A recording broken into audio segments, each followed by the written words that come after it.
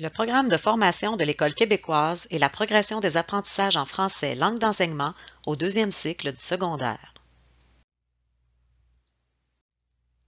Cette présentation vise à soutenir et à accompagner le réseau scolaire dans la mise en œuvre du programme de formation et de la progression des apprentissages en français langue d'enseignement au deuxième cycle du secondaire. La présentation se divise ainsi. Le volet 1 présentera la structure et le contenu du programme de français langue d'enseignement du deuxième cycle du secondaire. Le volet 2 portera sur l'organisation et le contenu de la progression des apprentissages en français langue d'enseignement du secondaire. Le volet 3 montrera la complémentarité des deux documents.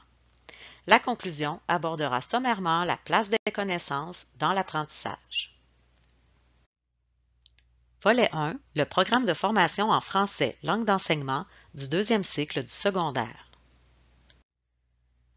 Le programme de français langue d'enseignement vise le développement de 3 compétences, soit lire et apprécier des textes variés, écrire des textes variés et communiquer oralement selon des modalités variées.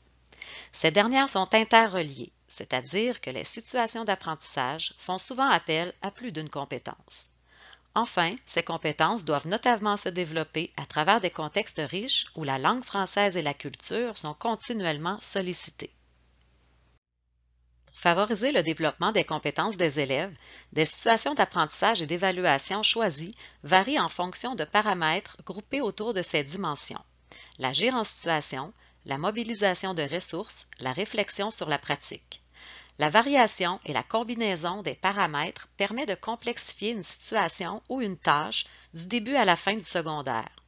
Les paramètres précisés dans le tableau de la page 11 sont repris dans les tableaux qui présentent le développement de chaque compétence. Les 3 compétences sont présentées de la même façon dans le programme de formation. Ainsi, elles apparaissent en premier lieu à travers leurs différentes composantes. Celles-ci sont intrinsèquement liées et ne doivent être abordées qu'en relation les unes avec les autres.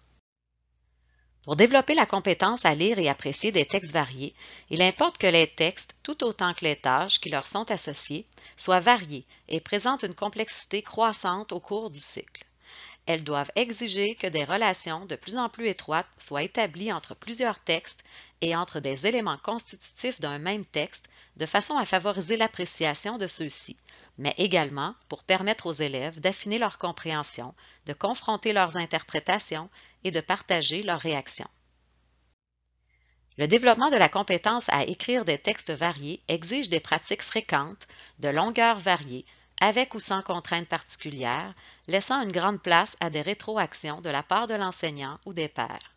C'est grâce à une variété de situations d'écriture que les élèves pourront éprouver l'efficacité de leur stratégie et en acquérir de nouvelles, et qu'ils apprendront à adapter leur démarche d'écriture aux exigences de différents contextes.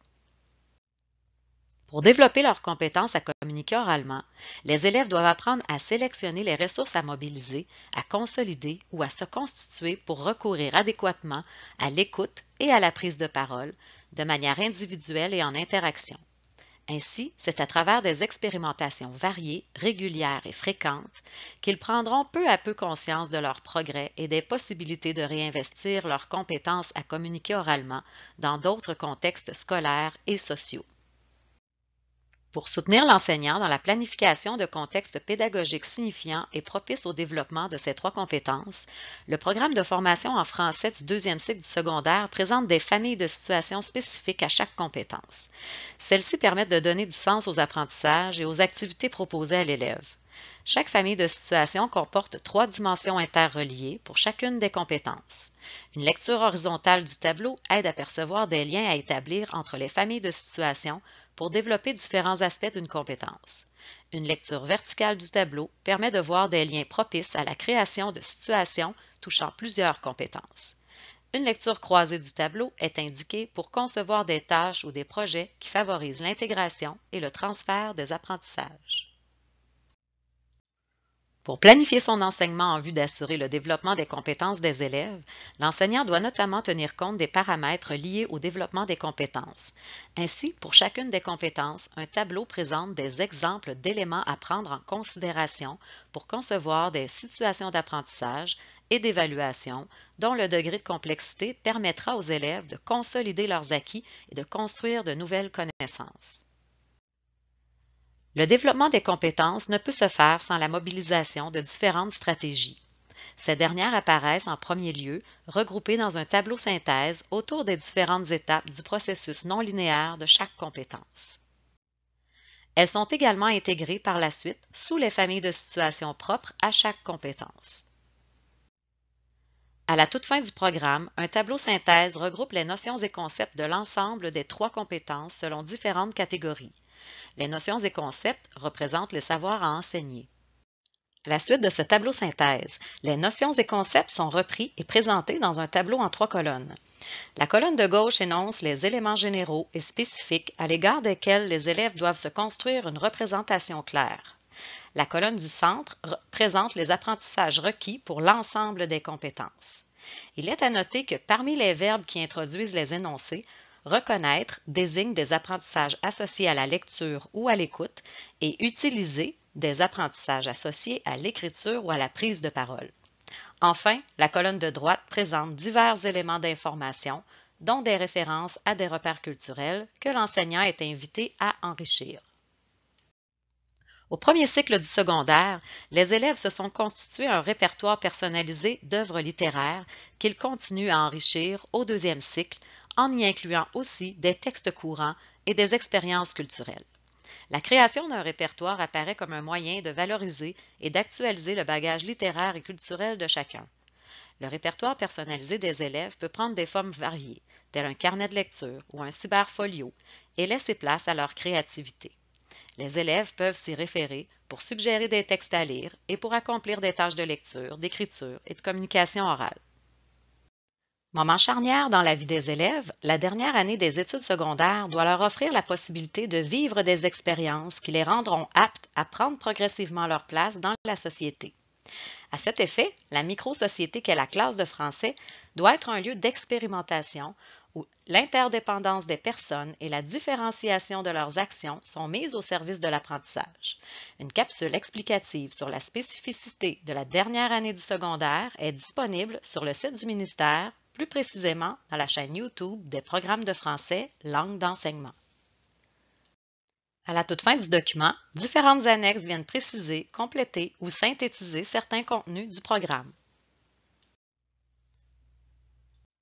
Volet 2. La progression des apprentissages au secondaire en français, langue d'enseignement. La progression des apprentissages en français, langue d'enseignement du secondaire constitue un complément au programme de formation en français. En effet, cette dernière apporte des précisions sur les stratégies et les connaissances que les élèves doivent acquérir et être capables d'utiliser à chaque année du secondaire. Pour réaliser sa planification, il est essentiel que l'enseignant consulte ces 2 documents officiels. La progression des apprentissages se divise en 3 parties et comporte 3 annexes. Voyons plus en détail le contenu et l'organisation de ces différentes parties. Le contenu de la progression est organisé autour de différents modes de discours pour lesquels des genres de textes ont été sélectionnés. Les modes de discours sont liés aux différentes familles de situations du programme de formation. L'essentiel de la progression des apprentissages est constitué d'un tableau des genres de textes et d'un tableau des contenus d'apprentissage dans lequel on retrouve les stratégies, notions et concepts du programme. Dans la première partie de la progression, le tableau des genres présente de façon plus spécifique les genres de textes sélectionnés pour chacune des compétences et à chacune des années scolaires. Un genre peut être attaché à plus d'une compétence. Par ailleurs, plusieurs genres de textes écrits et oraux étant hétérogènes, l'appartenance d'un genre à plus d'un mode de discours y est aussi mentionnée. L'enseignante ou l'enseignant pourrait choisir d'utiliser d'autres genres pour réaliser les apprentissages à l'étude. Le deuxième tableau de la première partie de la progression regroupe les contenus d'apprentissage. Ce dernier est précédé d'une légende. 3 symboles composent cette légende: une flèche, une étoile et un espace grisé. C'est ce qui est attendu de l'élève. Les lettres L, E et O réfèrent aux 3 compétences, soit la lecture, l'écriture et l'oral. Les mots en petite capitale renvoient à l'une ou l'autre section de la deuxième partie de la progression, les ressources de la langue. Ces renvois précisent les apprentissages linguistiques à faire ou les illustrent par des exemples. Enfin, les symboles P1 et P2 réfèrent à des éléments des programmes de français du premier ou deuxième cycle du secondaire. Le tableau des contenus d'apprentissage expose d'abord, dans la colonne de gauche, les stratégies et les savoir-faire nécessaires à l'actualisation des modes de discours, et dans la partie de droite, les niveaux du secondaire où un apprentissage systématique ou une sensibilisation sont requis. Deux verbes introduisent les stratégies et les savoir-faire de la colonne de gauche. Le premier désigne les apprentissages associés à la compétence à lire et à l'écoute. Le second verbe est associé à l'écriture ou à la prise de parole. Sous ces verbes sont énumérées des notions, des procédés ou des moyens linguistiques et textuels, là où leur apprentissage est le plus susceptible de servir la compréhension et la production de textes écrits et oraux. La répétition de l'étoile dans les années subséquentes signifie qu'il y a complexification ou approfondissement du contenu ciblé à travers la pratique de genres différents. Les contenus d'apprentissage sont également organisés selon 3 ou 4 catégories dans certains cas. Il s'agit de la situation de communication, l'organisation du genre, la façon dont se réalise la séquence de ce genre, la cohérence et l'organisation du texte, et pour certains genres s'ajoute l'insertion d'une séquence de ce genre dans différents genres de textes.